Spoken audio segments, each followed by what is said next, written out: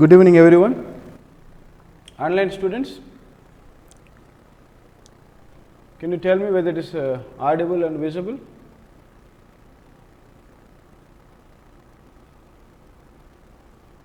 Online students, please, can you respond?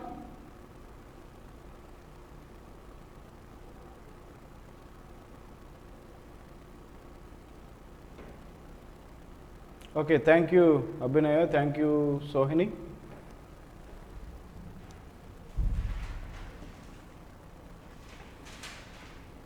So, in the previous session we were discussing World War II and we were about to finish that.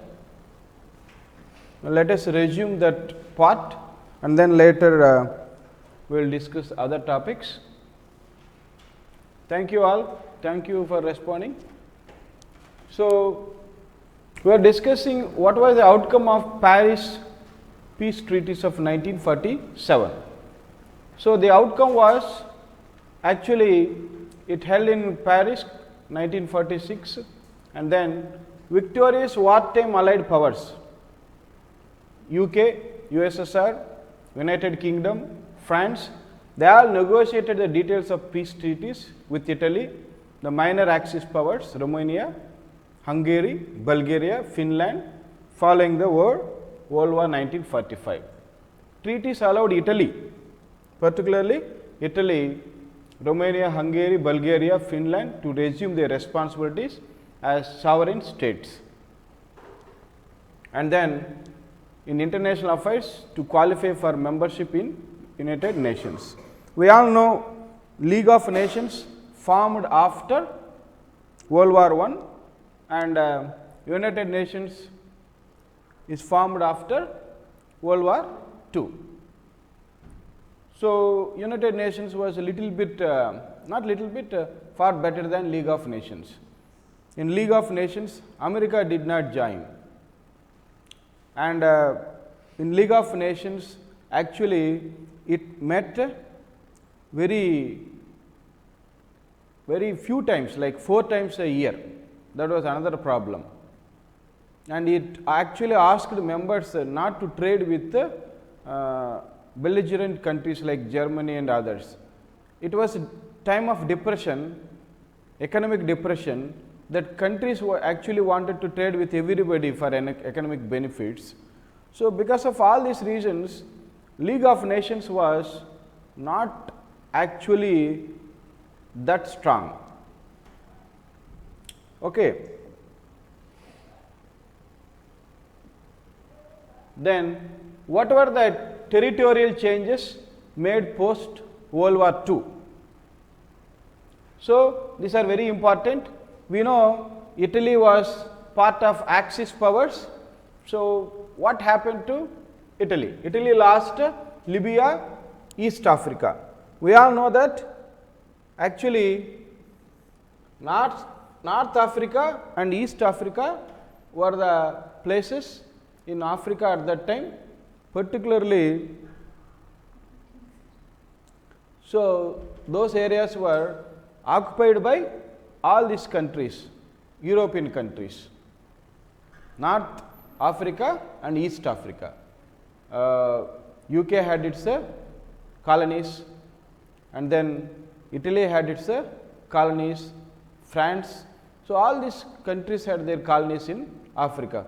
We discussed that it is like historians called it scramble for Africa. Africa was like uncharted territory at that time. So, full of minerals, full of natural resources.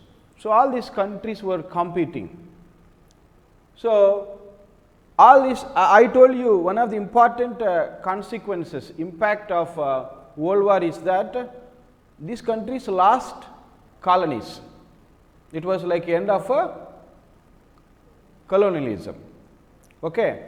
So, Hungary was restored to its borders, okay, because Hungary also supported Axis, but they said okay, you be whatever you were earlier. And then Romania was restored to borders in 1941 with exception of border with Hungary giving North Transylvania back to Romania. So, those were the territorial changes. Then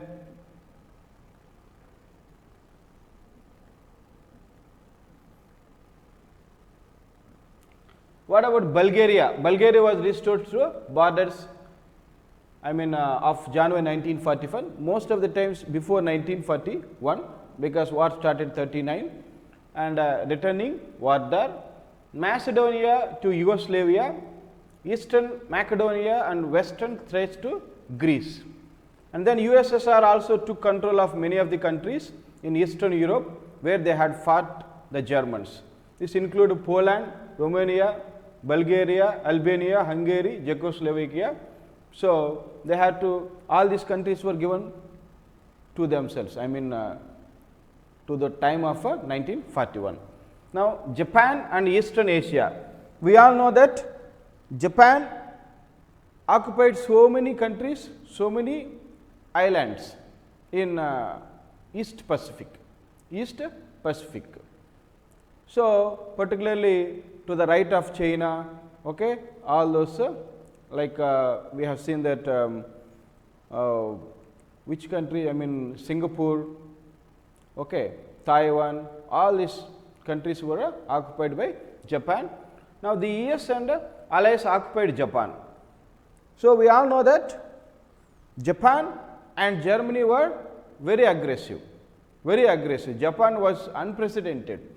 So, these allies were really unhappy and they were suspicious of these two imperialistic countries.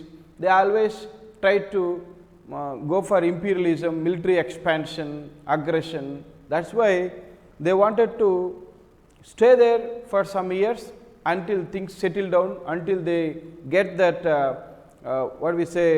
trust, confidence that this country is not going to attack any other country. They want to stay there. So, America and allies occupied Japan. The maintained control as Japan recovered from the war. And it is very interesting, see, Japan became independent again in 1952. That means war ended 1945, that 5 years, and then this 2 years, 7 years. It took 7 years for allied countries to believe Japan. Then in Korea, the allies and the USSR divided the country into North and South Korea. So, that is where Korea was divided. You understand? So, these are the biggest changes after World War II. Germany was divided, Germany capital, Berlin was divided, then Korea was divided, and we all know how different it is. These two countries are like poles apart. The reason is South Korea is such an advanced country in any way you take, and then North Korea such a dictatorship, okay, and it is very backward. So, they all just came from one country, Korea. They were divided. See, there is a sea of change between these two countries in terms of progress and development.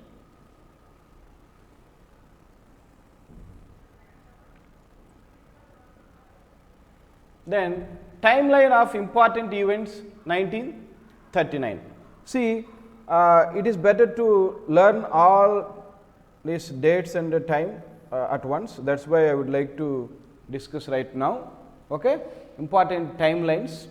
You see, Hitler invaded, okay, in 1939. That is where war started.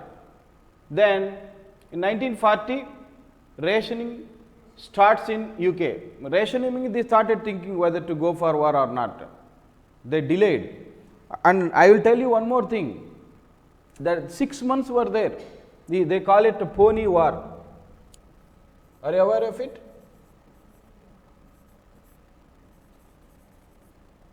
Pony war. That means it's like Japan and Germany took almost 6 months to respond. to Germany's aggression. That 6 months period was very crucial, very crucial. That period is known as a Pony War. So, they did not respond on time. They took a lot of time, and they had their own reasons. We cannot believe that. They were saying we were taking our time to strengthen our military. They were saying that, and Russia was also saying that, because that Molotov-Ribbentrop pact is there, non-aggression pact. So, when people criticize Russia, you are also very important reason for World War II. They said, no, we were taking our time to strengthen our military, which is very difficult to understand, because these two countries, Great Britain as well as France, are very important reasons for appeasement of a policy of appeasement. Very important question for EPSC. It was asked, how policy of appeasement failed to stop World War II. Then Russia is also responsible for that pact. Just joining Germany to divide Poland. So, the reason what they were saying is very interesting. We were building our military, taking our own time, which is difficult to understand. Online students, any doubts? Then 1941, Hitler begins Operation Barbarossa. So, this is one important and like a Himalayan blunder from Hitler. It was a turning point, turned the tables and resulted in defeat of Germans. Then Blitz continues against Britain's major cities. I told you this Blitzkrieg. Blitz means here Blitzkrieg. So, Blitzkrieg means attacking, bombarding with lightning speed without giving time to respond for opponents. That is the strategy followed by Hitler at that time. So, they call it Blitzkrieg. So, we all discussed how it happened, particularly actually between Luftwaffe and Royal Air Force. Allies take Tobruk in North Africa and resist German attacks. Japan attacks Pearl Harbor. So, remember these two iconic incidents, whether it is Operation Barbarossa or Pearl Harbor attack, very important events, these two events, as well as this one also, attack of Britain also very important. All of them took place in 1941. It is easy to remember there.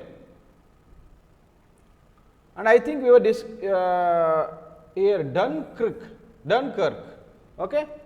So, actually Britain evacuated from Dunkirk. Dunkirk actually a place in France. There is a kind of beach there, and with the same name you can watch that beautiful movie by Christopher Nolan. You know Christopher Nolan, director of Batman. He made this movie Dunkirk, evacuation of British forces from France. Dunkirk is in France. Then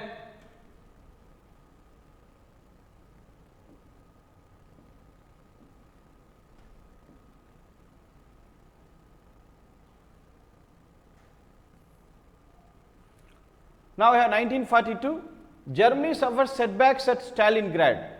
So, first he attacks Leningrad, there he was but when he went to Stalingrad, Germans resisted there. Russians resisted. So, that was the biggest problem. They did not immediately defeated Germans, they resisted.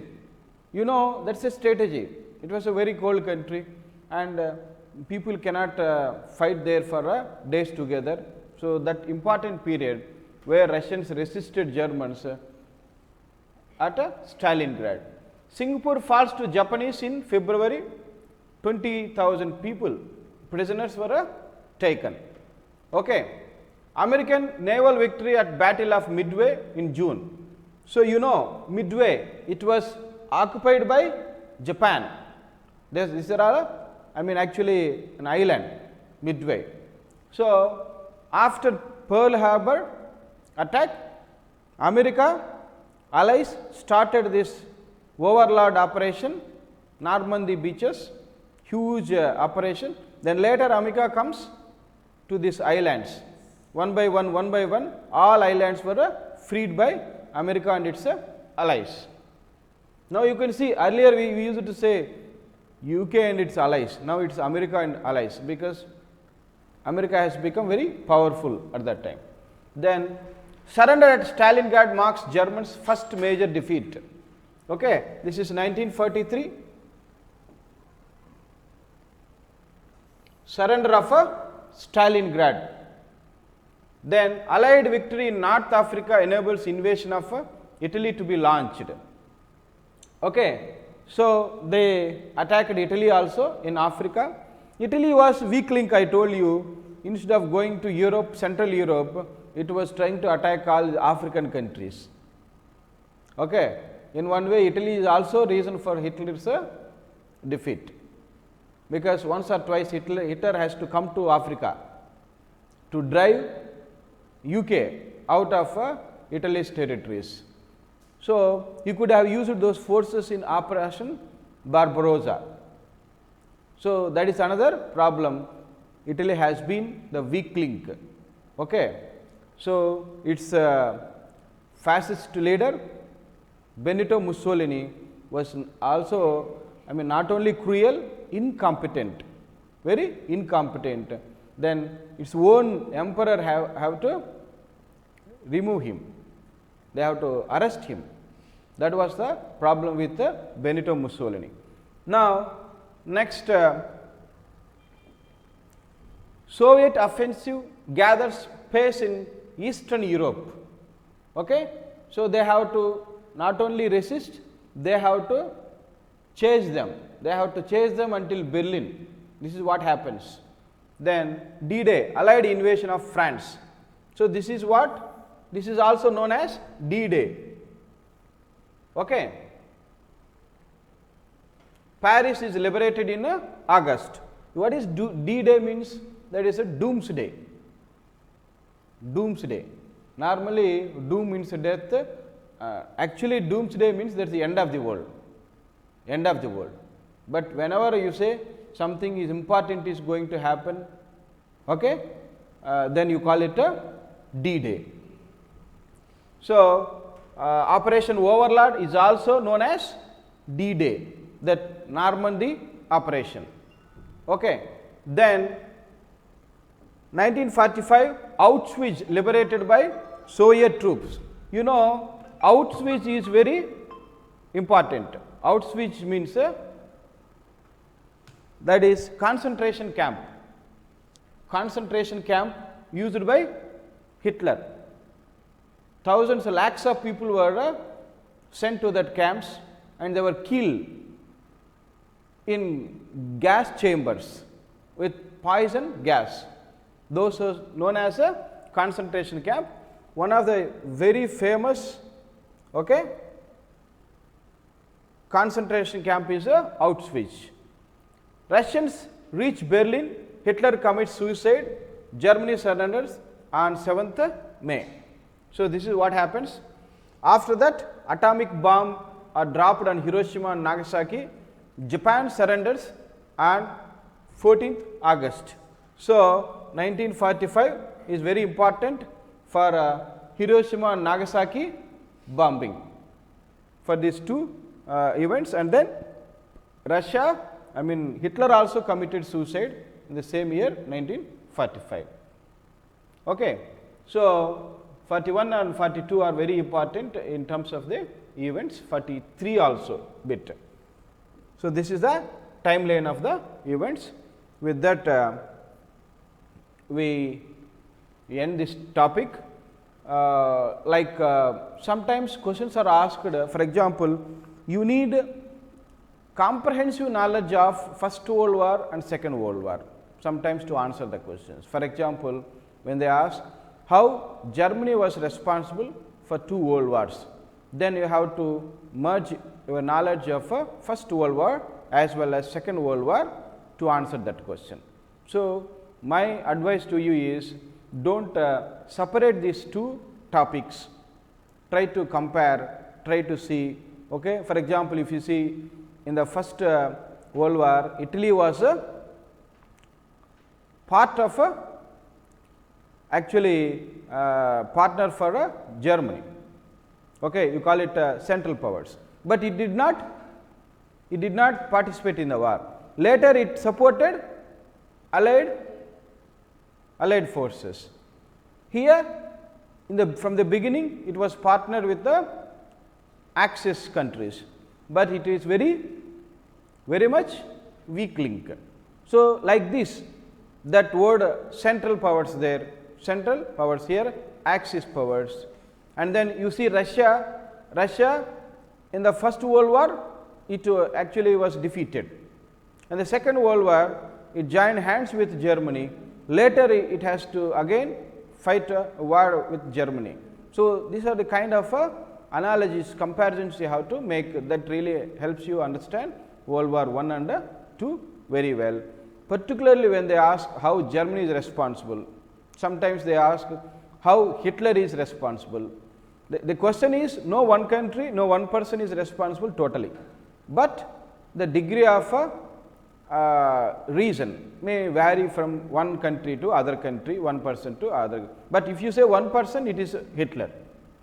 Okay. Countries apart from Germany, there are other countries responsible, other issues responsible. Even that economic depression was also responsible, very important one, economic depression. The reason is, at that time all the countries were in severe economic collapse. Then countries thought that if we occupy oil rich, rubber rich, like you see Japan thought all these African countries has got a rubber and oil, okay, they came for that raw material. So, economic depression was also very important reason for a World War II. So, you have to analyze like that and then answer. Okay, that is important. And then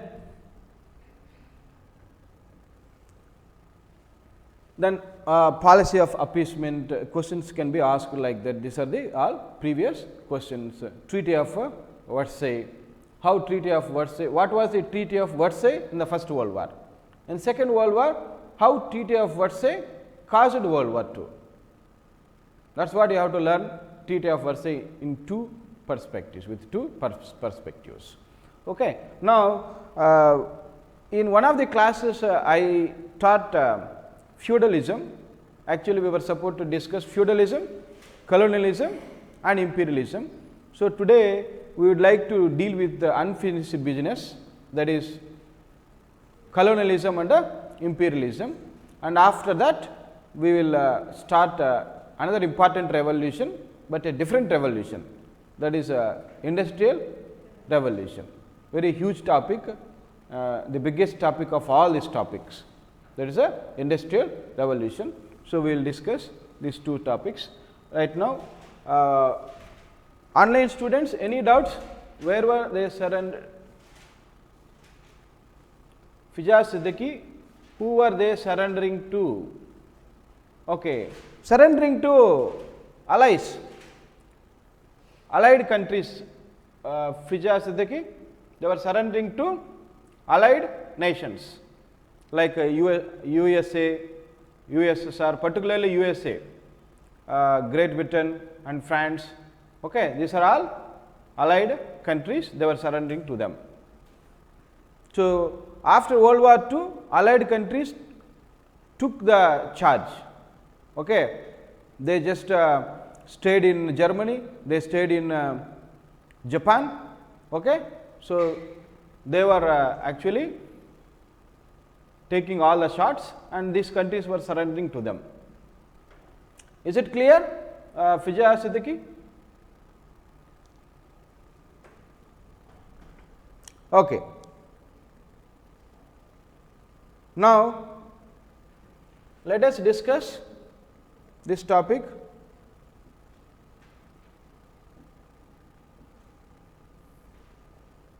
Feudalism, imperialism, colonialism. We have already discussed feudalism. So, let us start with the imperialism.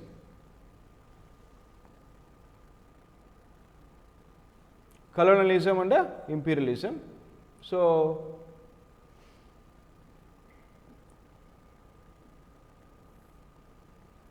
what is colonialism? There is actually a slight difference between colonialism and imperialism. First of all, let us discuss colonialism is a little bit recent in comparison to imperialism. Imperialism started right from the Romans itself, but colonialism started in 15th century. Okay? Like when Vasco da Gama came to India, or when Marco Polo discovered China. Okay? So, then it all happened. Now, colonialism is the establishment, exploitation. So, exploitation is the correct word, that is the important word, and maintenance, acquisition, expansion, exploitation, expansion. These are two important words. Okay. In territory, in one territory from another territory. You have to understand one thing, in colonialism, okay, these people from their mother country, they come and they settle here, they settle. Take India, very good example. British people came 1498 when Vasco da Gama came, from there 1947. So, first they started taking permission for a East India Company, and then slowly started colonialism, okay, has become very big, and then as a company they have become very big. They started controlling territories. So, you know what happened after that. So, it is a set of unequal relationship, you know, unequal relationship. You can't find any equal relationship in exploitation. When one country is exploiting another country, that is always unequal relationship. And in colonialism, there is no question of welfare development, but sometimes for their own development, see, British people started railways in India for transporting their raw material goods from interior to cities and to their countries, but it helped for India also. So, like that it helped. It is not that they were very concerned about welfare of Indians. Okay. So, in colonialism there is no question of welfare and development, only exploitation of resources. The practice of colonialism usually involved a transfer of population to a new territory. So, you know, most of the people, they have to come to India and they have to stay there. I am just giving you an example of India. India is not the only country colonized, because you will understand better, that is why I am giving that. Okay. Feudalism. Yeah, I will discuss, but not now, because actually we are lagging behind in syllabus. I was asked to complete 2 topics per day, but in total we have 25 topics, but certainly I would try to do justice whatever you asked. Okay, I will do that, but let me complete this one. I will certainly remember that. So, where the arrivals lived as permanent settlers while maintaining political allegiance to their country of origin.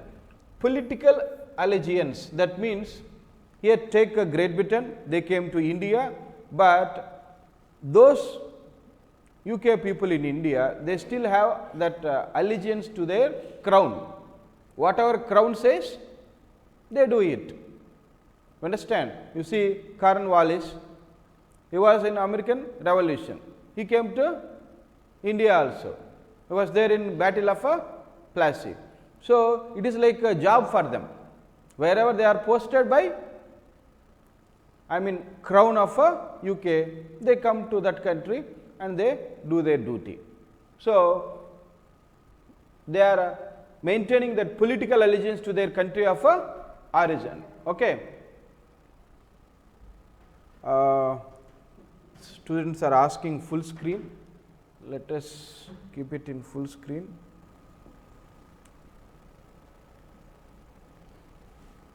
Okay. Now, oh my God, it's very big. Okay.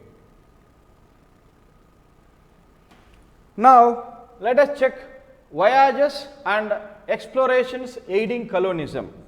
You all have to understand one thing. Why Britain was so successful at exploration? It is because of their strength in the seas. You see in World War II also, they are known as Germans named that as a Lion of Sea, Operation Sea Lion. That means, you know, that is a island country and they have a lot of strength in navy and they used that navy, okay, to explore new territories. You understand? When Columbus actually was trying to explore India, accidentally he explored North America. Okay. So, whoever it may be, whether it is Marco Polo or Vasco da Gama, Columbus, all these people, it is the, I mean, ships, it is the sea routes that was important for them to discover new territories. So, now explorations and voyages discovered at the end of 15th century clubbed with the end of feudalism. You have to understand one more thing. We discussed feudalism little 3-2 classes ago, that feudalism is where king gives a lot of land to soldiers. Soldiers are known as nobility. Nobility gives land to lords. These lords ask poor peasants to work in their fields with or without wages. It is a kind of a serfdom. Okay, this is feudalism. But we all know when feudalism ended, feudalism was there only in France for a longer period of time until French Revolution, that is 1789. But in other countries, feudalism ended fast and colonialism started. Colonialism started. So, with the end of feudalism played an important role in the rise of colonialism. 13th century, Marco Polo of Italy discovered China. So, main motive of colonialism is profits. You all know industrial revolution took place. Okay, even without industrial revolution, I think this is before industrial revolution, even before industrial revolution, they needed for example, India was very famous for spices, and cotton, very much cotton. So, all their cities, textile industries, Manchester, Liverpool, all are flooded with our raw material, cotton, and then they flooded our markets with their cheap and finished goods. With that, our weavers industry died. This is what happened. This is same thing happened in actually Portugal did that in Brazil. Okay. It may be, and other countries with sugar plantations. Okay. In America we have seen tobacco. Okay.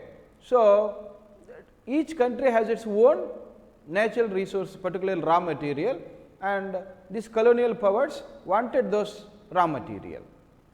They just wanted to exploit that, and based on that they used to come up with very insane acts which we have seen in North American Revolution. They bring one act or a law, so just to exploit our natural resources. Okay. Then the profits from state trade increased attraction of European ports. And one more thing is, port was very important area of colonization. Whether when we say sea route is important, you say in India they came to Kerala, and Kerala was very much popular for spices. And you know, foreign people did not know about, they don't know anything about spices. That was some exotic commodity. So instantly they became instantly popular with this spice trading. Okay. And then monetary profit was the most important. I already discussed with you. Monetary means money. And then geography played important role. Without direct access to Middle East, Europeans were forced to pay high prices charged by Venice. You know, Marco Polo from Italy came to China, and he exploited natural resources, something like that. European people could not come to Middle East. Okay? So whatever Italy sold, whatever prices they sold, so they used it to buy it. So it was very important from a monetary benefit point of view. And other important route was in China, Silk Route. It was a hub for all sort of business. Okay, it was very important area. I mean route at that time. That is another thing we have to understand. Then now, technical innovations aiding colonialism. And we all know that main important thing is their weapons. Why British people were so successful?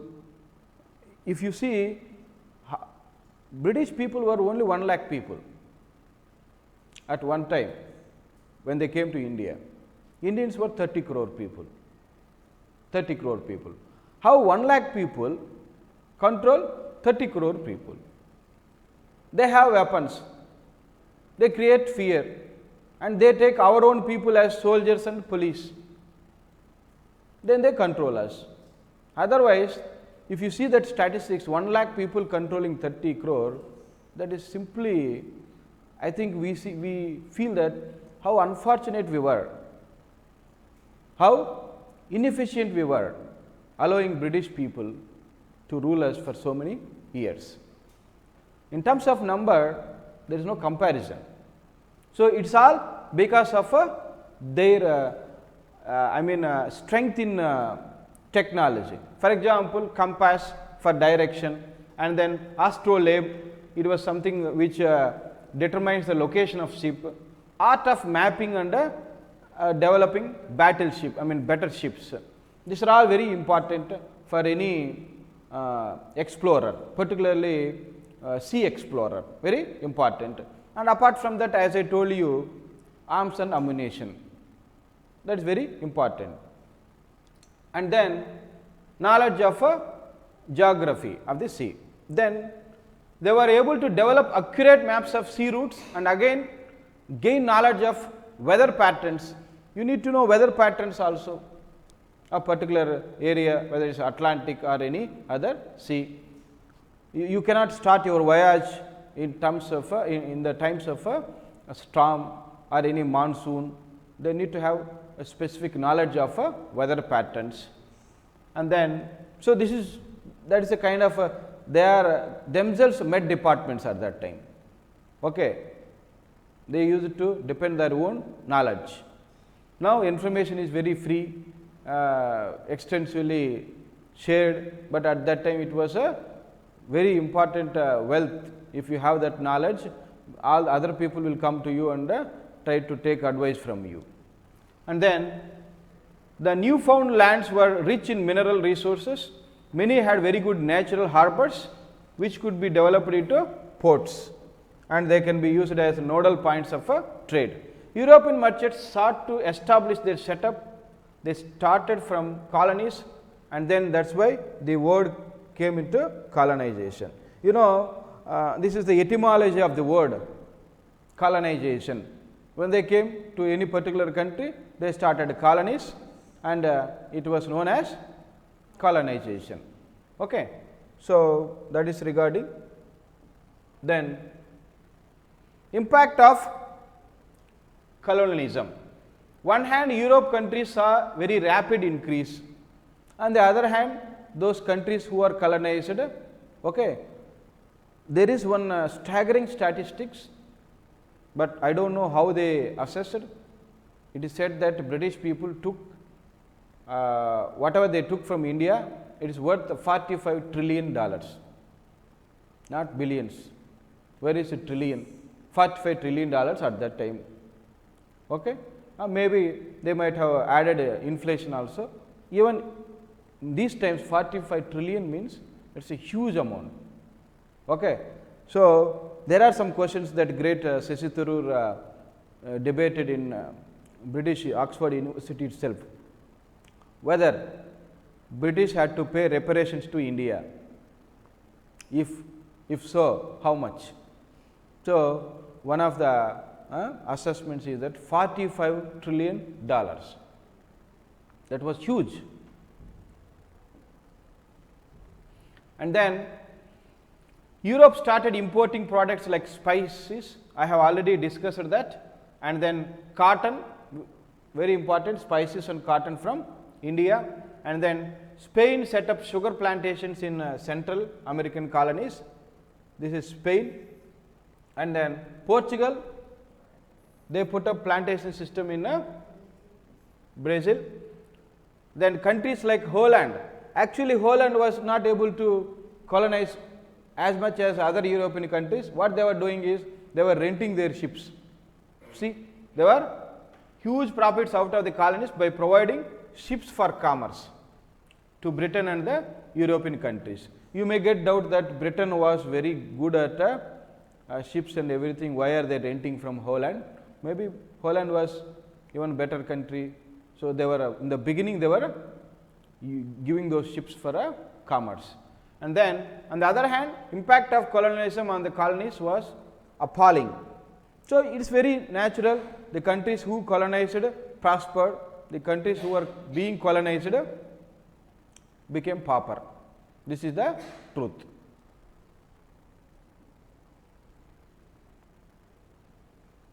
Now, let us discuss imperialism. Okay. So,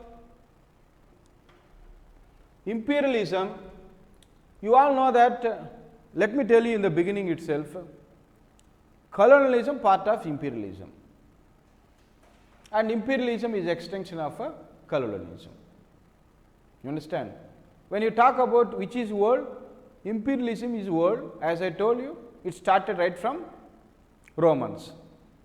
Colonialism started in 14th, 15th centuries.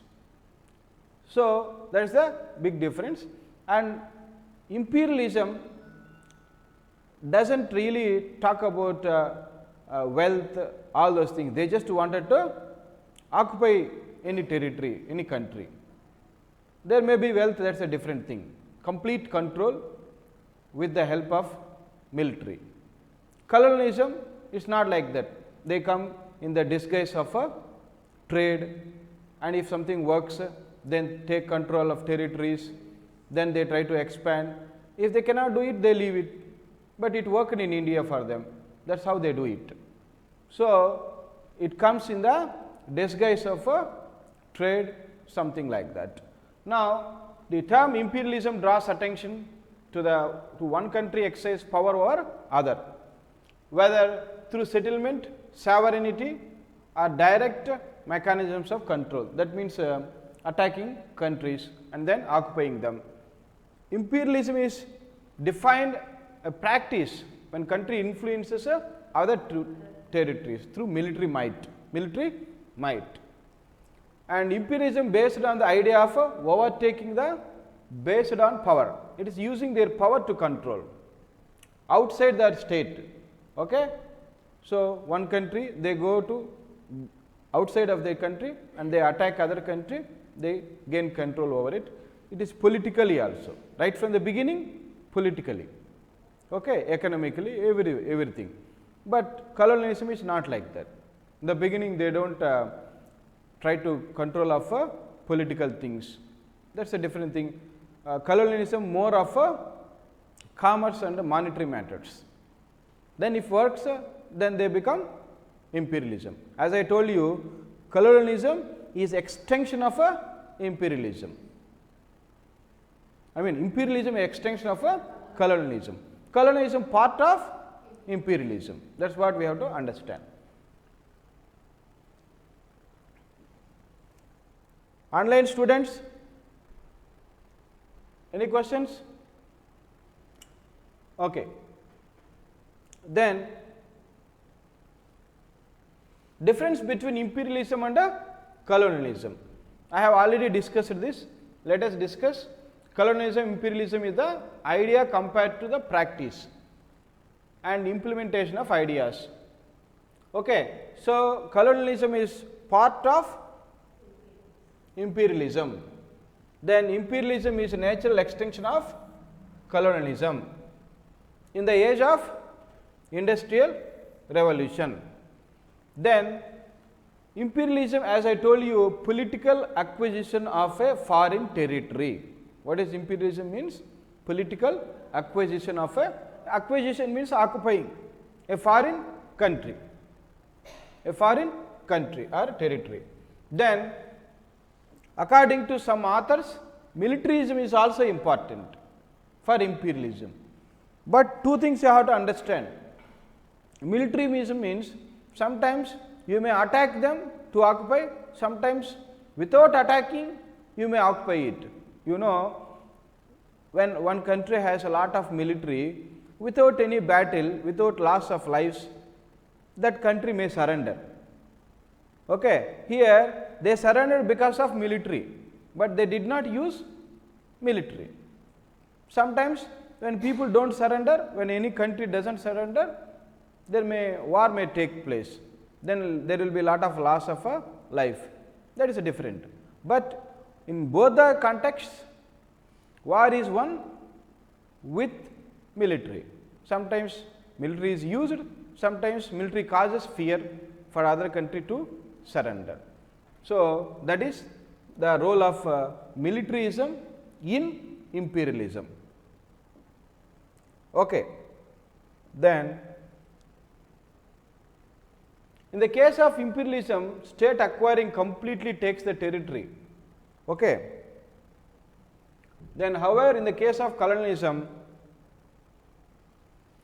notion of existing state is dismissed. What is that notion of, in the case of colonialism, notion of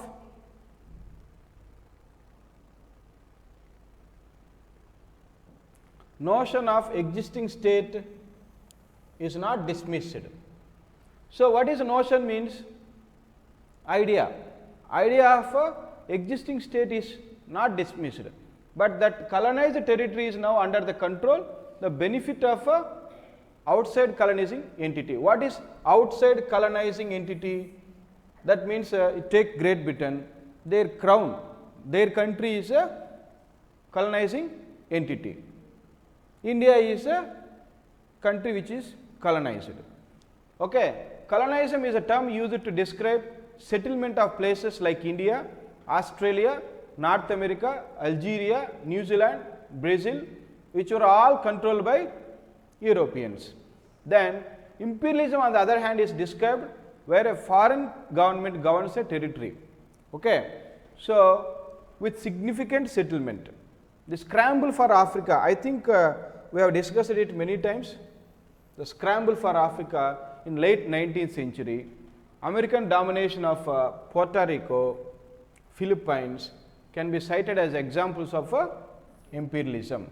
You all know, all Japan, whatever it occupied before or during World War II, that is all part of imperialism. Okay. Then colonialism, one can see great movement of people to new territory. So we all know that when Great Britain came to India, a lot of people, for them 1 lakh people means very huge number. They have to come to India, they have to settle here. But imperialism is not like that. Okay. They just occupy. And then That is what we have already discussed it. New territory living as permanent settlers. They will be living here permanent settlers. Though they lead life as permanent settlers, they still maintain allegiance. In the beginning itself we have discussed to their mother country. Imperialism is just exercising power over conquered regions, either through sovereignty or indirect mechanisms of control. Okay. Sovereignty means just like they say, we are the country, you have to listen. Indirect methods of controls, in different ways they can control. Okay, that is indirect methods of control. Colonialism may be done by companies. So, we have known this, that is East India Company is a good example. Through company they can do it, who secure special trading privileges, then later they set up trading posts, while imperialism is done by the state through government. So, that is the only difference. In colonialism, they do not bring their mother country directly. You take UK, I mean Great Britain, they brought East India Company. Now, when East India Company was requesting Mughal emperors, they were requesting from company on behalf of company, not on behalf of crown, on behalf of crown, because those people think that that is a beneath their dignity. So, crown does not interfere, but once this company becomes a very big power, once they exploit all the resources, once they can give territories, then crown says, I am here, you listen to me, I will direct you. Before that, crown stays away, because there is a very big country, kingdom, they do not want to come and request, but their people come and discuss, just like a private company entity, they took request, they requested Mughal people, and then we have seen what happened when they were given that permission. But imperialism is not like that. If Great Britain had to conquer India, they straight away crown sends troops, they straight away conquer India, that is imperialism. That did not happen, but that is the difference if they have to do. So, state means here government itself or emperor himself involves in acquisition of a new territory, but colonialism happens indirectly. Okay.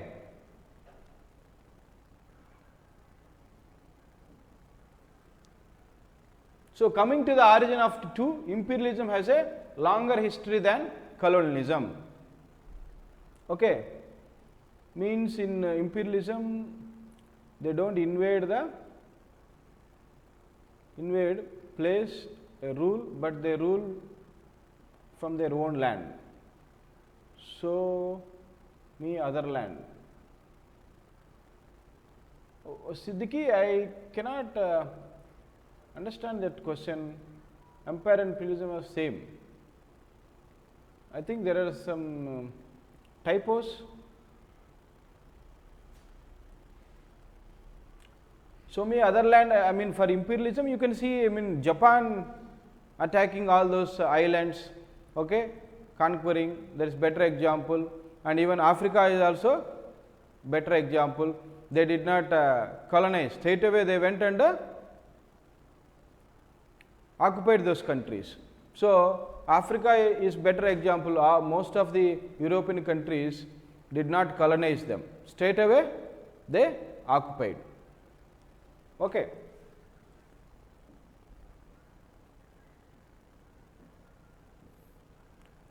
So, as I told you, imperialism started right from the Romans, but colonialism it dates back to 15th century.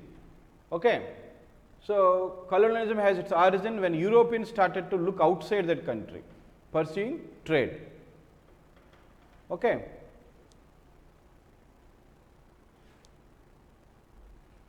Yeah, Mughals were also imperialists, yeah, kind of imperialists, whoever occupies other countries. So, that is why we say imperialism is very old,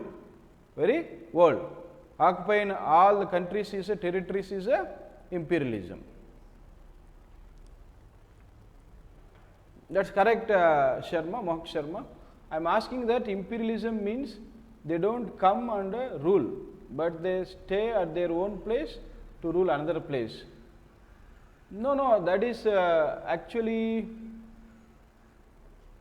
what I will to say is they have their own kind of controlling the territories in imperialism. In colonialism, they just do it in the form of companies, something like East India Company. Okay, that is the only difference. To be honest, I mean here in imperialism, it happens very fast, straight away. Whatever they want to acquire a country. I mean, they want to occupy a country, they do it straight away. They may come or they may do it in indirect way, whatever it may be, they do it. But in colonialism, it is like an elaborate way. First they see all these monetary benefits, business, trade, everything. Then later, if that is possible, they occupy the country.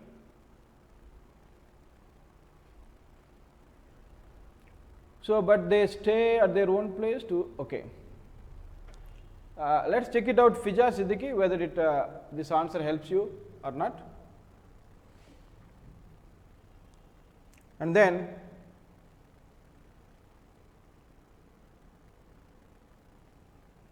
let us go to next topic, that is industrial revolution.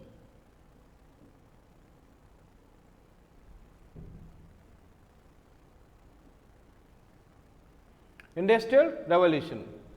So, we all know that industrial revolution, it started in actually mid 18th century, that means 1750, 60 at that time. So, we all know industrial revolution is a very important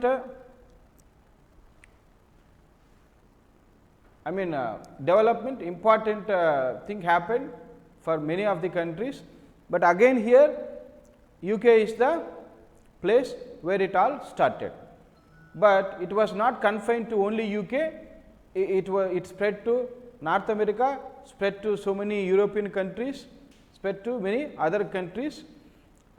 In one word to say, this industrial revolution is much more important than all other revolutions, because it has impacted more countries, more lives. That was really important event that occurred, and you cannot say that it is like one event. The point is it took place for so many years, 150 years, 120 years, till the development is going on. Okay, there are different stages. Okay, so but it all happened in UK. That was really important thing to have happened for all other countries. First of all, if you ask me what is the definition, okay, you increase the production, okay, mass production, standardized goods from man-made to machine-made, to machine-made. You all know that man-made in those days when there were no factories, when there were no big companies, everything was made in like a home like environment. Okay, it was not in a factory. And then when the industrial revolution started, they started producing standardized goods in abundance. Standardized goods means when you make something with the hand,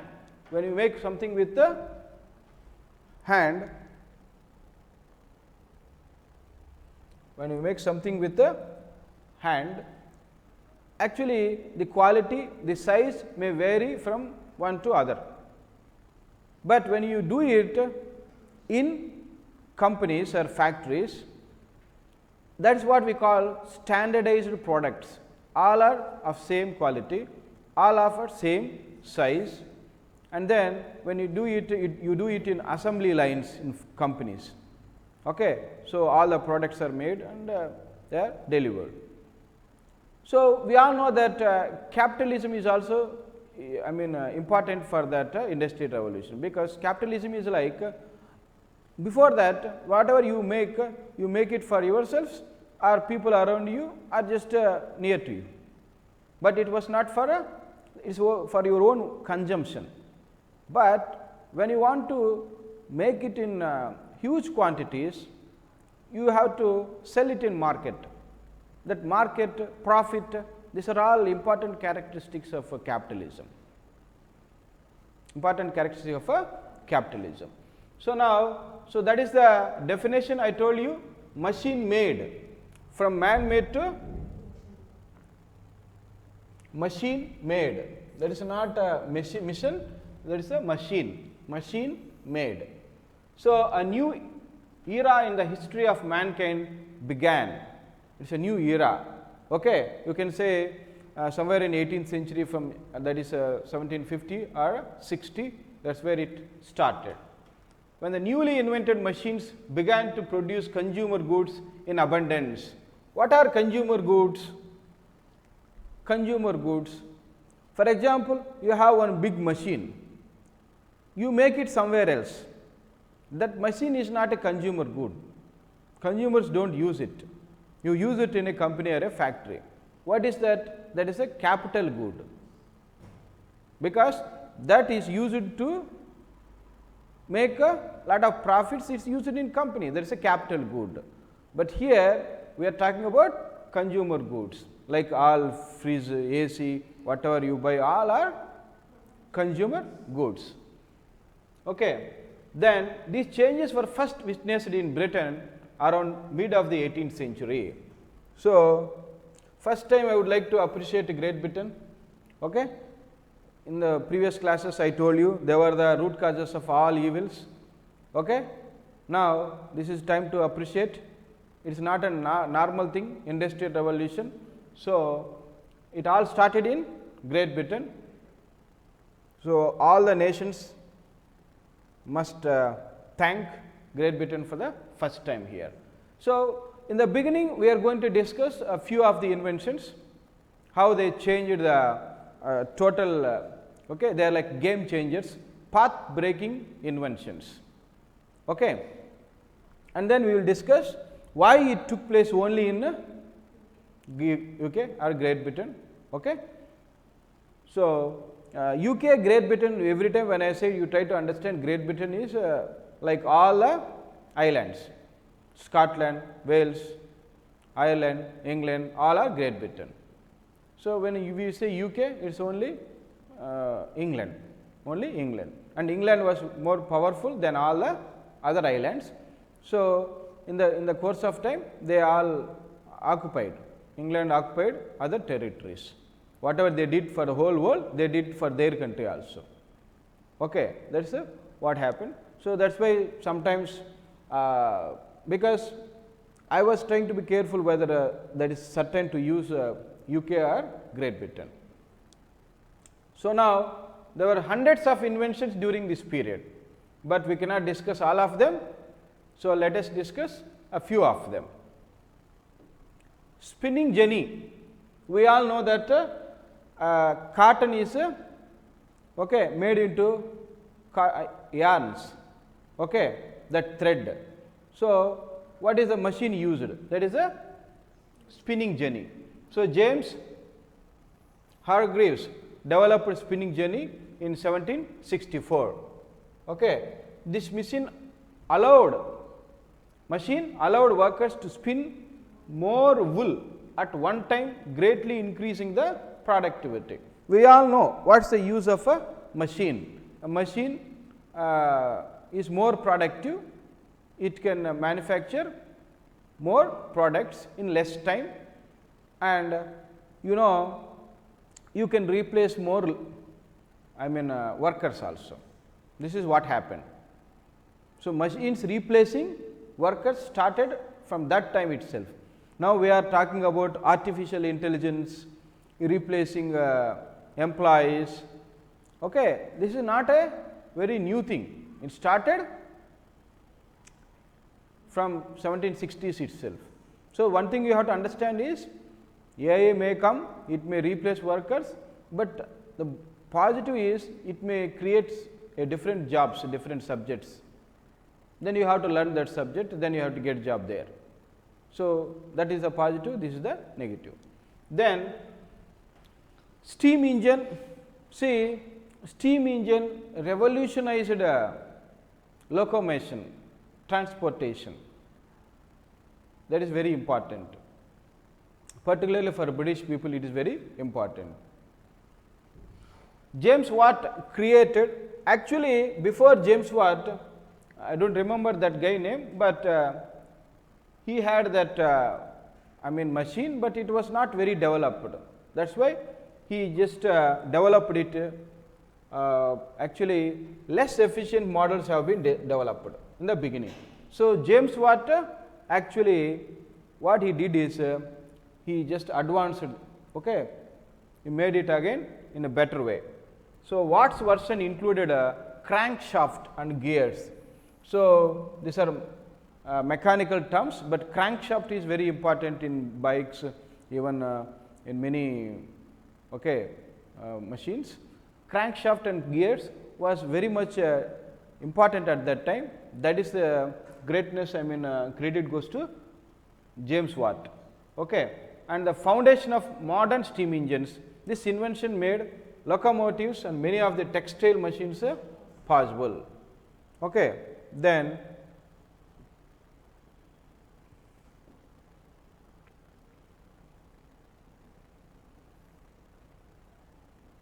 now, use of coke to produce iron.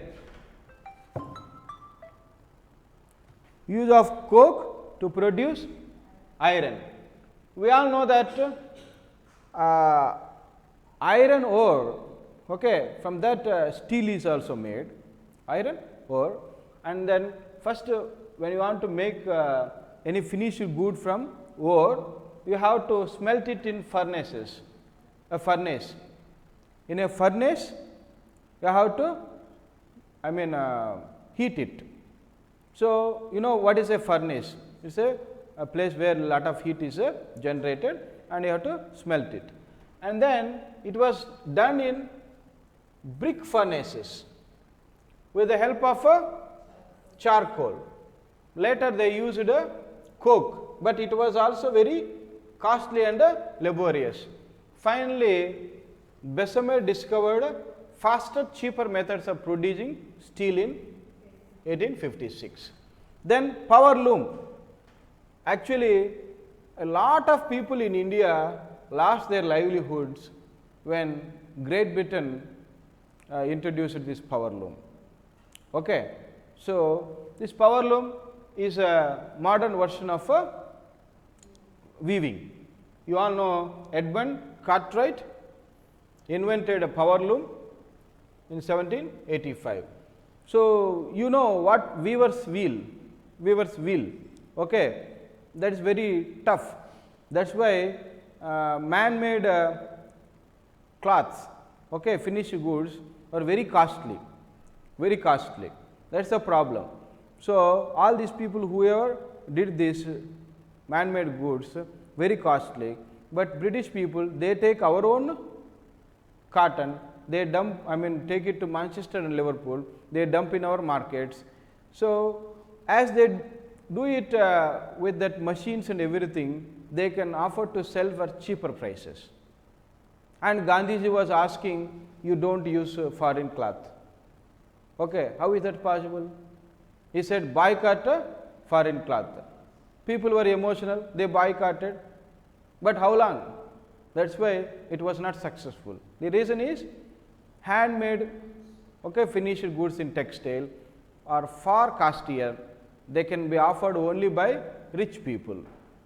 That is why it did not help Gandhi when he was boycotting. Initially people did that, but later they came back to machine made goods in textile. Okay. Then after 50 years, several alterations took place, but power loom was very important invention in the field of clothing or textiles. Then cotton gin. This is one invention where it encouraged farmers to go for cotton crop. You know why? You might have seen cotton flower. You see black seeds there. Earlier, people had to literally remove that seed from their hands, but this invention made it possible to do it. It was automated, mechanized. So, cotton gin is a short name for cotton engine, and with the help of that, you can remove the cotton seeds. It became very easy, and cotton farmers were excited. Now we can do it very easily. People started growing cotton. That is the extent people were inspired with the invention of a cotton gin. And then telegraph. So, we all know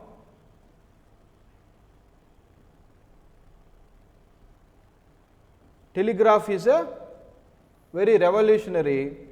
The reason is, at that time communicating with somebody in far off places was almost impossible. So, it was path breaking invention at that time, but do not compare telegraph with smartphones. It is nowhere near. Now, smartphone is doing everything which was done by so many devices. So, smartphone is killing so many devices. It may be cameras, it may be music players, so many things. But at that time, it was really important.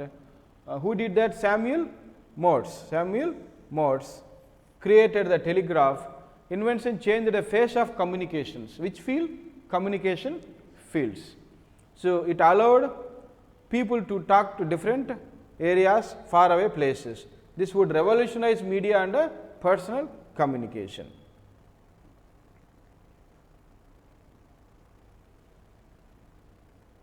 Then sewing machine. So, you need to understand sewing machine.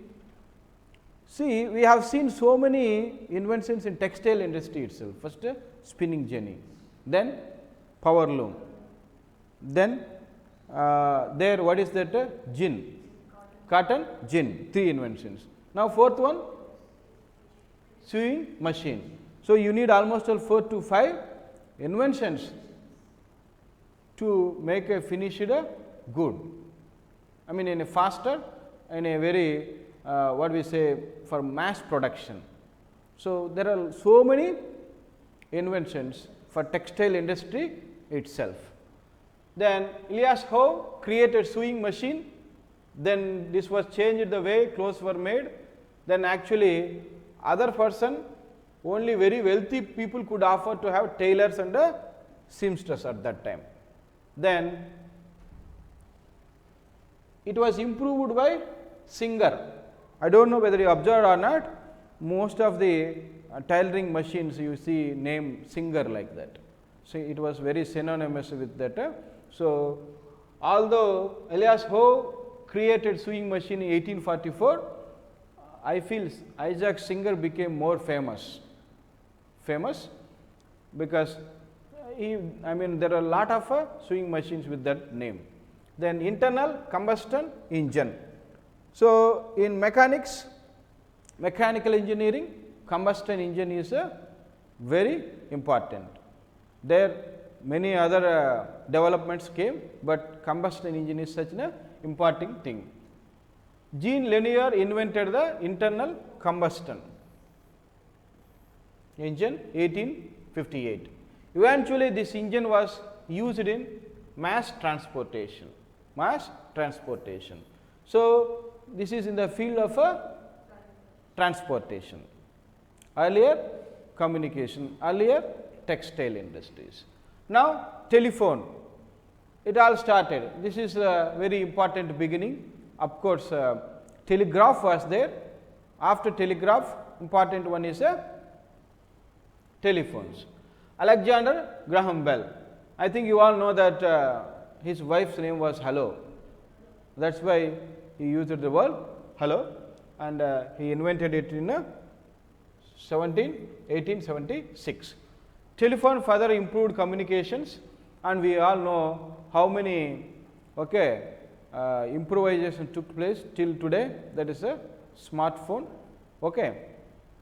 It has really impacted our lives more than anything else. Particularly when a smartphone can do calculations, you can listen to songs, you can do so many things, camera, everything. The impact of that invention is more than any other invention. Then phonograph, it is in the field of entertainment. That was the first device to listen to. It records the sound.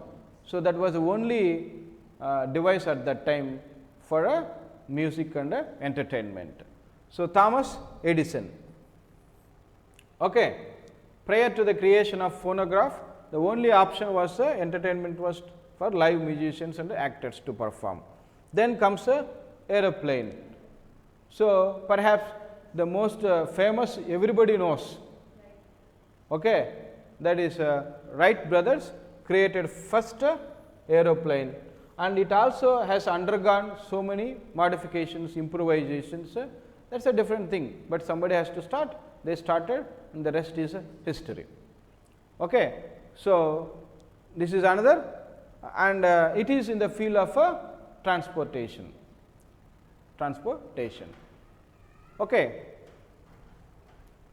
Online students, any questions? Then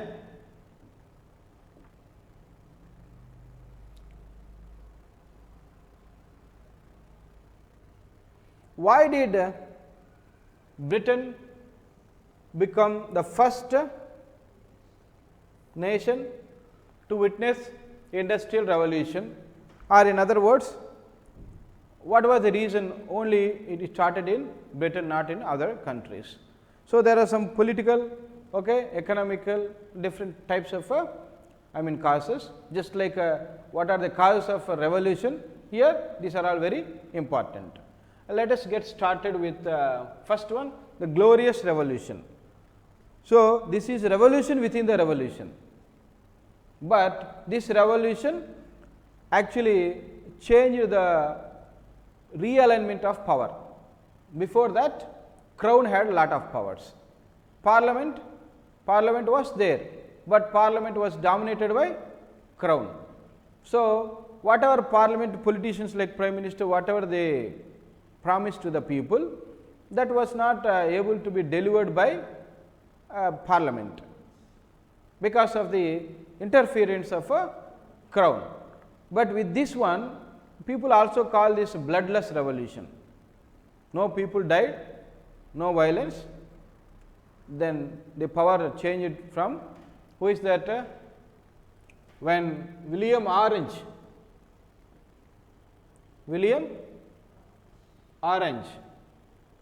So, William Orange took England throne from James II in 1688.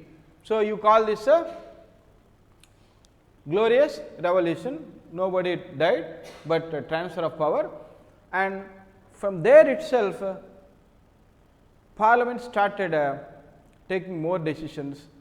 Crown started actually they were not interfering as much as before.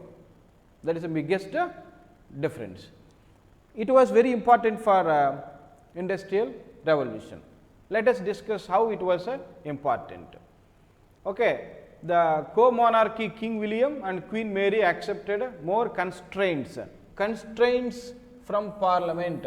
That means, earlier Parliament was listening whatever Crown said, that means whatever Queen said, but Parliament gave constraints. Constraints means, what are constraints?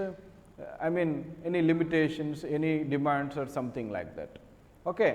So, previous monarch had new constitution created expectation that future monarchs would also remain constrained by Parliament. That means, even in future Parliament will become very important in decision making. Then that was very important development for industrial revolution. So, new balance of power between Parliament and Crown made promises of England government more credible. Try to understand, for example, England government says, we will deliver it for the people like this. People do not listen because you are not the ultimate decision maker. They thought you may deliver, you may promise something, but Crown has to accept. So, they did not believe in their promises and decision making. But later, when Parliament became powerful, that is very important from the point of view of a industrial revolution.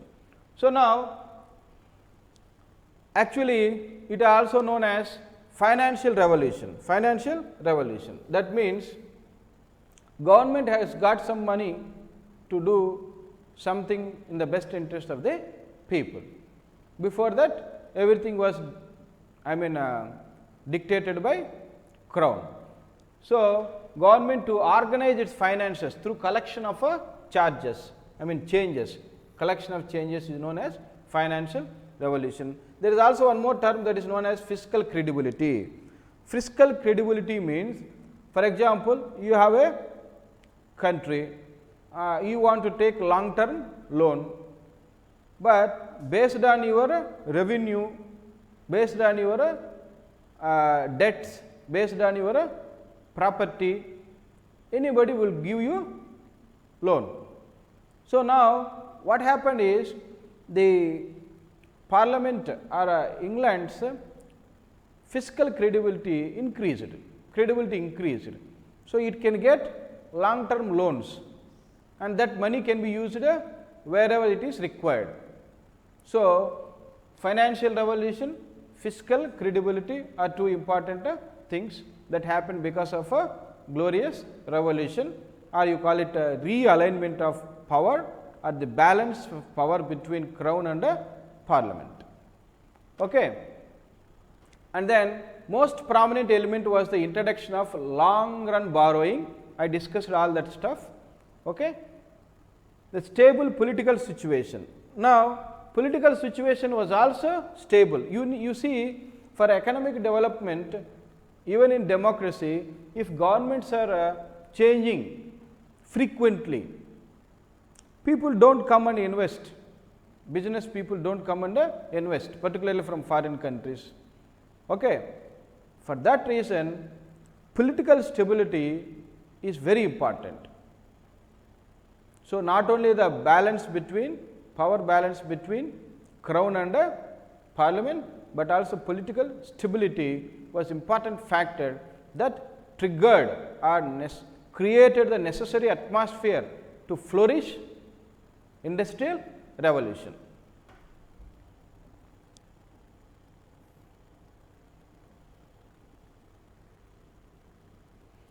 Now, within that revolution, there was, now we see different areas what happened. Let us see first agriculture revolution. In industrial revolution, agriculture revolution took place in England, particularly England was famous for coal, iron ores, all that stuff. Fortunately, they did not have to go to other countries at that time. So, with that they have made lot of metals which are very important for agriculture. So, they call it a sturdier metals which were important for farming, and then there was some change and development in the way they were irrigating in agriculture, okay? And the kind of metals used, used as tools in farming, okay? And then kind of crops they have grown.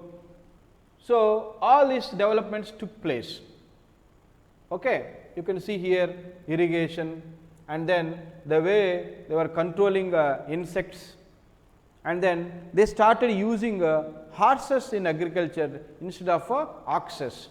Can you imagine that in India? We have never done that. Horses never replaced oxes, but that is Great Britain, they were using horses for agriculture. So, all these things really revolutionized the way they were doing farming, and that is you can say agriculture revolution within industrial revolution in UK. Okay. Then these changes which have occurred in agriculture made it possible to feed all the people that were attracted to the industrial centers of factory workers. You have to understand one more thing. When there was industrial revolution, people started migrating, you may call it exodus, from rural areas to urban areas, and in urban areas you need a lot of food to feed them. And one more thing is, when you have lot of food, they were even feeding it to animals, like which give meat or something. So, that industry also developed.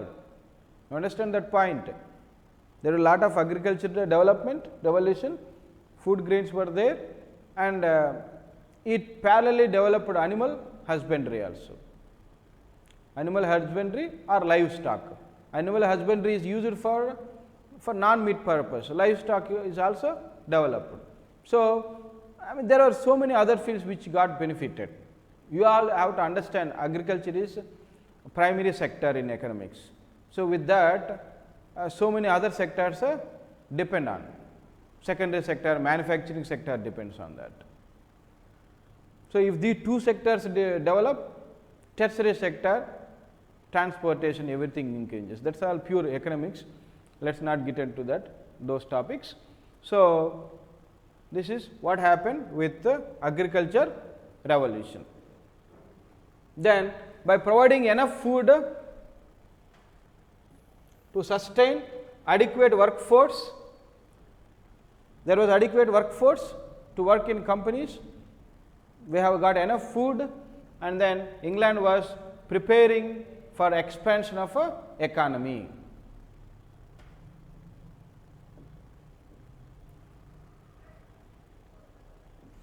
So, it is very natural when agriculture the way you farm is revolutionized, there is more food, more grains, and you all know that it always increases population. Okay, when you got enough food, what happens? Population increases. You know what happens when you more population, they are ready to work in companies. So, one thing triggers other one, like that it is like everything is interdependent. You can see lot of population explosion. Upshot of Britain's success in the global economy, in the expansion of rural manufacturing industries, rapid urbanization. I already told you, rapid urbanization took place. Lot of people from villages, rural areas, they came to urban areas. Urbanization took place. East Anglia was the center of woolen cloth industry. Its products were exported through London, where a quarter of the jobs depend on the port. So, and one more thing which is understandable is England is an island country. So, they have good navy and ships, everything.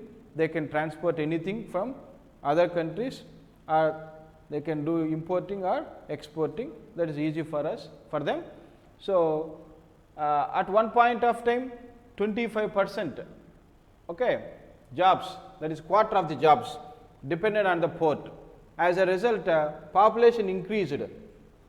See, can you believe once London's population was 50,000, less than Tirupati, maybe like 6 lakh, that is what Tirupati. Now, it is almost it has become how much? 2 lakh, and 500,000, that is 5 lakh in 1700. Perhaps London was equal to Tirupati at that time, 500,000 or something like that. So, 18th century expansion of trade with American colonies, India doubled London's population. And you all know that Great Britain colonized India as well as America. So, that also helped them. We all know that raw material always helped them. because that is one important reasons why they colonized. Industrial revolution took place, so many factories were set up, before that so many machines were invented. Now what do they need? They got enough labor, they need raw material. That is a small country, they cannot grow everything there. That is one of the reasons for colonization. What are the important reasons for colonization? Okay. Then they owe all that prosperity to India and America, and then led even more rapid growth in provincial and Scottish cities. So you all need to understand, again I told you already that Great Britain is of 4 islands, that is Scotland, Ireland, particularly Northern Ireland, then Wales, England. Scotland is a very beautiful place.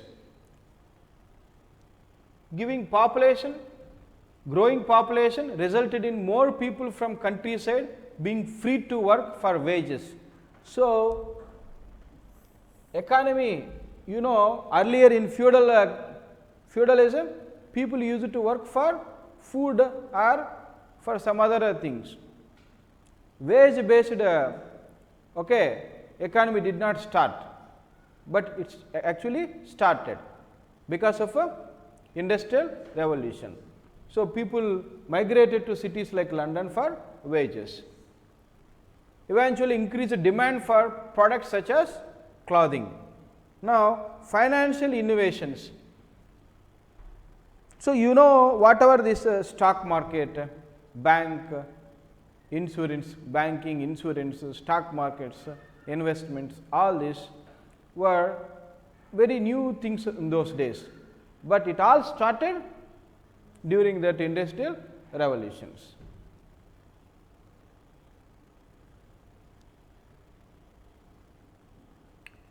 The Enlightenment and the scientific revolution. It encourages scholars and craft people to apply new scientific thinking to mechanical, technological challenges. So in the centuries before industrial revolution, Europeans gradually incorporated science and reason into their worldview. So it is very common to understand when new machines are invented, how do they invent? With the science of help, with the help of science and rational thinking. Before that, before industrial revolution, church was very big influence. Okay, if you say that earth revolves around the sun, they will kill you. The reason is that is against a church. Okay, I think it happened to Galileo. You understand? So church was interfering everything, particularly in the matters of science. They used to say it is against religion. But when people start thinking freely, rationally, logically, scientifically, then you see a lot of inventions like this. So that's very understandable to say that people started thinking logically and scientifically. And then navigable rivers and canals. See, UK is not only an island country, but in the country they have so many rivers and canals. So which was very important from transportation point of view. Whatever the raw material or finished goods, for transportation of everything, those canals and rivers were very important. And then coal and iron. I have already told you, England was always in search of raw material, that is why they colonized so many countries, but fortunately for them, they had abundant sources in terms of coal and iron. There is so much coal and iron. It is very important for industrial revolution or any kind of transportation, that is very important. That is why these two, coal and iron, were actually played very important role in the field of transportation.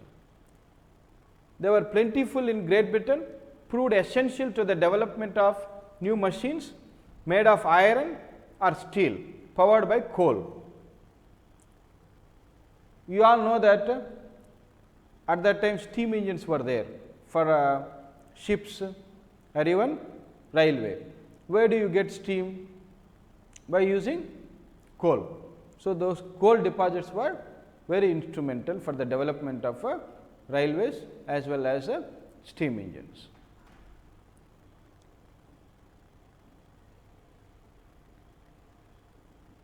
Then what are the government policies? Government policies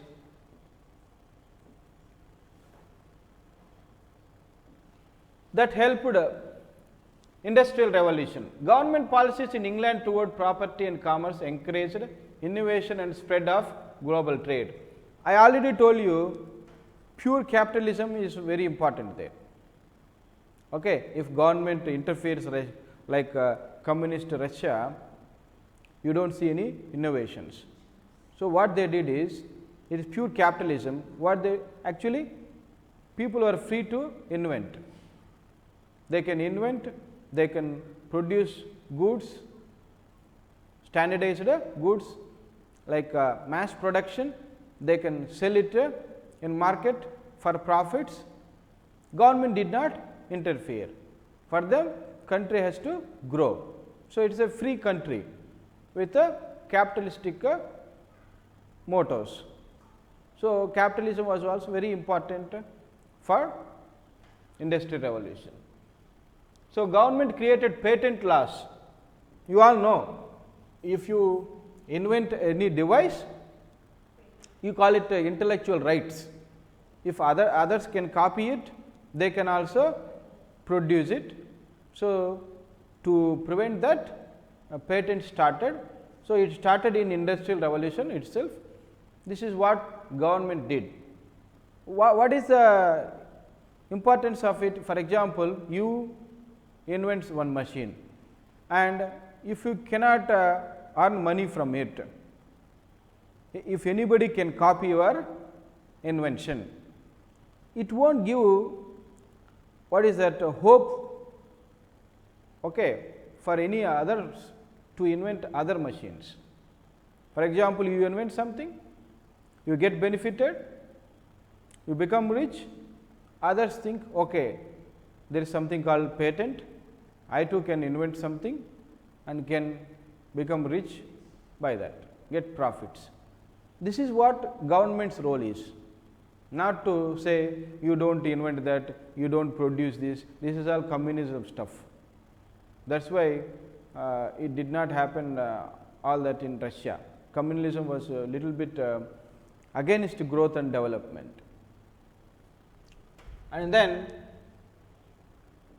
British government encouraged global trade by expanding the navy to protect trade and granting monopolies, other financial incentives to companies. It is also important in those days when you are transporting your goods, you need protection. So, then government comes. Whenever government is required, government steps in. You invent, you produce, you transport, you sell it, you get benefits, profits, we just pay some taxes. We are here to protect you, we are here to expand your business. That is what is needed, that is what government did. So, again here government involves when it matters. It does not, capitalism does not mean just leaving the people and companies to their fate. It does not mean it will not involve. It involves when it matters, not to control them, but to help them. That is capitalism. So, as I told you, capitalism and communism, it is not like they are 100% following that theory. Sometimes they have to take other philosophies also, they have to follow that, or otherwise it is not going to help. World trade. Now, world trade gradually increased in the centuries before Industrial Revolution, provided European countries access to raw materials, a market of goods. It also increased wealth that then could be loaned by banks to finance more industrial expansion. We have already discussed that banking insurance is very important when companies are trying to produce more, or if they want to set up more branches or other companies. You have good ideas, but you do not have capital. There comes the role of banks. So, banks really gave loans, helped in expansion of trade. Upward spiral of economic growth, the greater liberalization of trade from large merchant base allowed Britain to produce, utilize emerging scientific and technological developments. Then success in international trade created Britain's high wage, cheap energy economy. So, these are the important causes. Workers were given wages and cheap energy economy was there, and that was perfect recipe for industrial revolution. These incentives operated in many industries. Okay. Impact of wage economy and cheap energy. Just now we discussed that. How is it going to help? The success of R&D programs, 18th century Britain depended on high wage economy. In the 17th, 18th centuries, growth of manufacturing, commercial economy, increased demand for literacy, numeracy, trade skills. So, just to discuss here, companies are going, trade is flourishing, but is it possible for workers not acquiring skills and then doing work? It is not possible. Then it necessitated skills, education, particularly numeracy and literacy. Literacy is a language, numeracy is a mathematics. So, minimum numeracy, literacy skills and skills, technical skills were all important. So, now if you are a worker without these skills, you may get less wages. If you have all these skills, you will get more wages. So, there was need for education and skill. So, England took care of that also.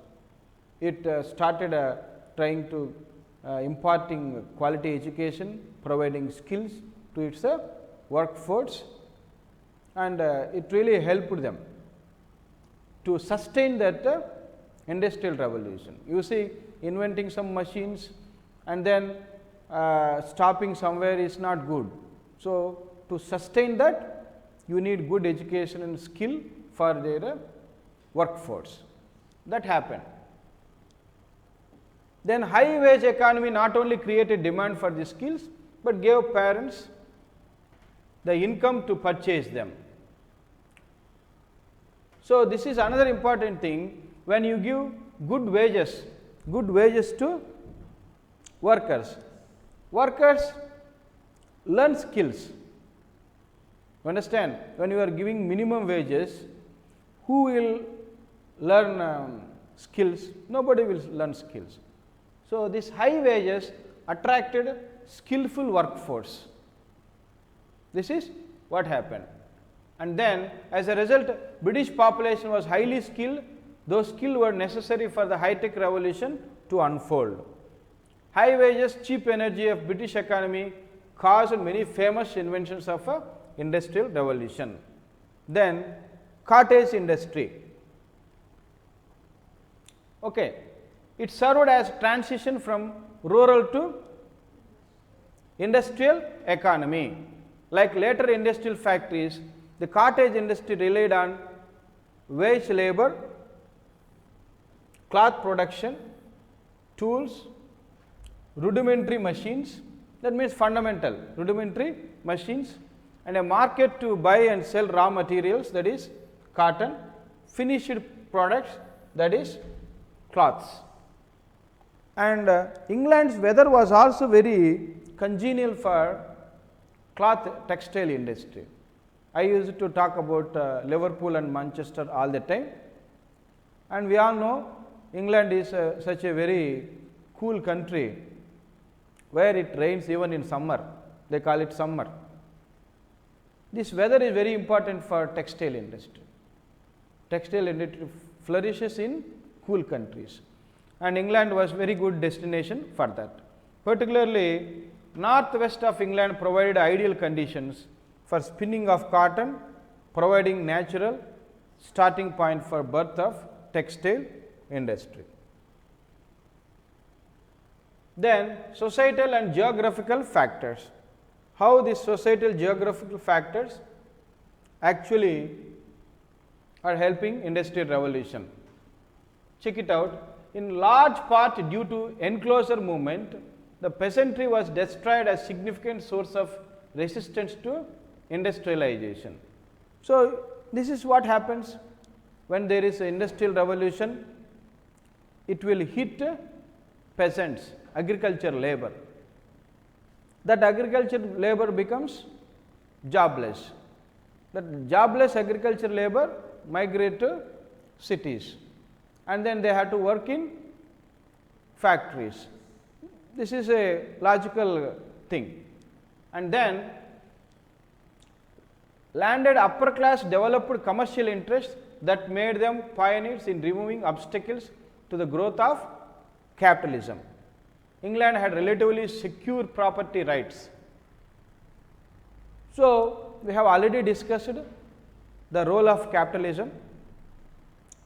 If there was communalism, this industrial revolution would not have taken place or would not have sustained, because it continued up to 150-200 years. So, all these factors really helped industrial revolution. Capitalism is one among them, we have already discussed that. Now, unlike Germany, Italy, England was not politically fragmented. Okay, the reason is England was very powerful country, and it occupied other islands, Wales, Ireland, Scotland. So, there is no reason for instability or fragmentation. But when they were talking about Italy and Germany, we are going to discuss those topics. What are those topics? Unification of Italy, unification of Germany, all that. That means they were not one country earlier. Even England, UK was not, Great Britain was not one country. But it happened very fast for England. It occupied all its islands, became one country. After that, there was no political fragmentation. This is nothing but political stability, which we already discussed, that political stability is important factor for any business to flourish, even in the case of industrial revolution. Now, unlike Germany, and one more thing is slavery. This is such a big problem. In a country like France, they abolished slavery in 1848, very late. So, when you abolish slavery, all that slaves who are there as slaves will become a great force of workers. They all become workers. They work in factories. So, England abolished slavery. That was positive social and economic development or impact. Then inland geography. We have already discussed that it has got lot of rivers, canals, good climate. It provides a favorable protection from predation on national scale. Since it was away from European continent, it did not indulge useless war of the European continent, which gave it relative political economic stability. So, as a country government, it provided protection for all the businesses, and England involved in many wars, but at that time it did not involved in unnecessary wars which will impact their business. Then any conflict resulted in most British warfare being conducted overseas. So, you know, even if England or Great Britain involves any war, they used to do it overseas. So, no major wars took place during industrial revolution in their country. When war takes place in other country, it does not affect a nation. It was taking place somewhere else. So, that also helped England.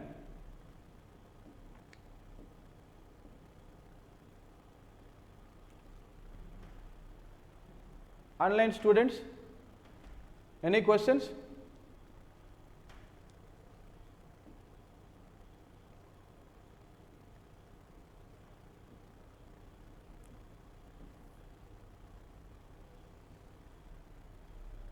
Now, Napoleonic Wars, and we all know Napoleon time is 1804 to 1815. So, he was defeated in Waterloo War, 1815. Napoleon actually ruled almost all European countries. He did not touch Russia, maybe even at Great Britain also, but he annexed most of the countries. So, blockade by Napoleon against British trade and any British import pushed Britain for further innovation to self-reliance. That means, Napoleon stopped importing from British people. There was no trade. So, how did it help? When some country is not importing, you can't export or import. Great Britain cannot import anything from France, they cannot export anything. So, British people thought that we have to invent more machines, we have to produce more goods, because we need to become self-reliant, we cannot depend on France.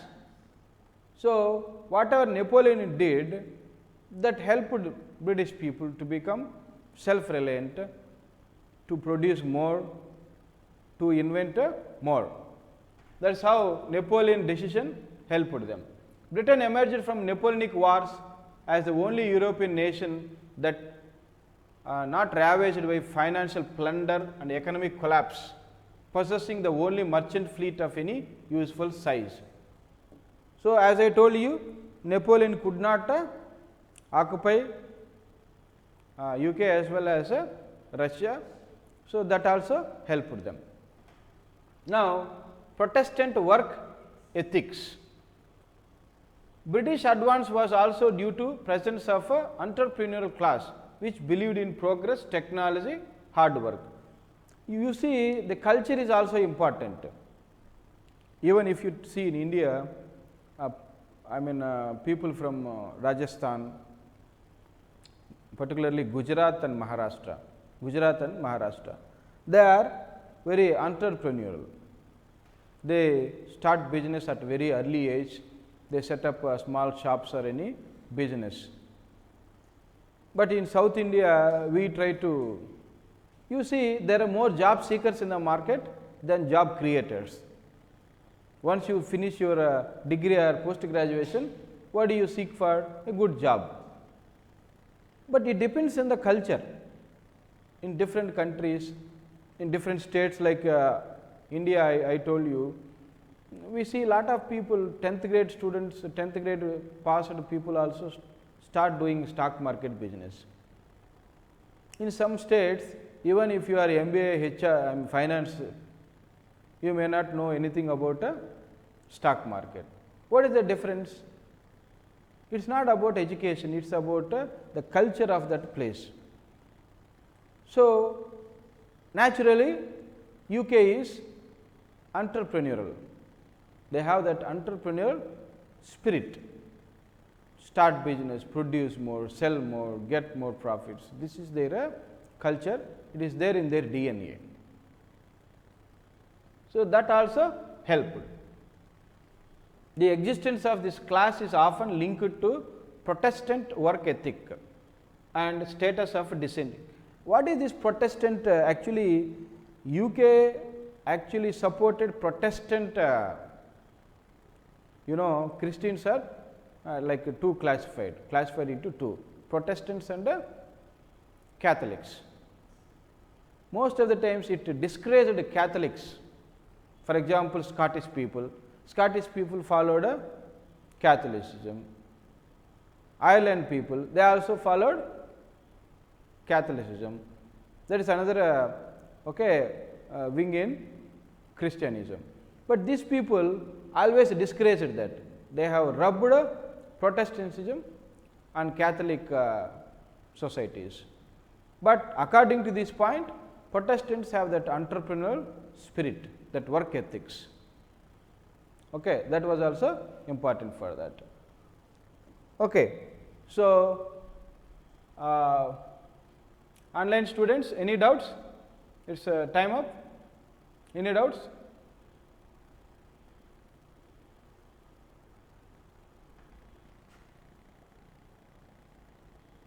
Okay, then see you in the next class tomorrow. This is a very big topic, it takes more time.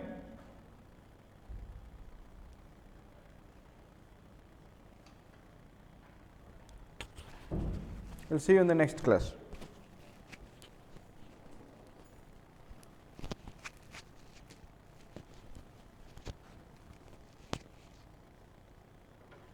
Thank you all. Good night, online students.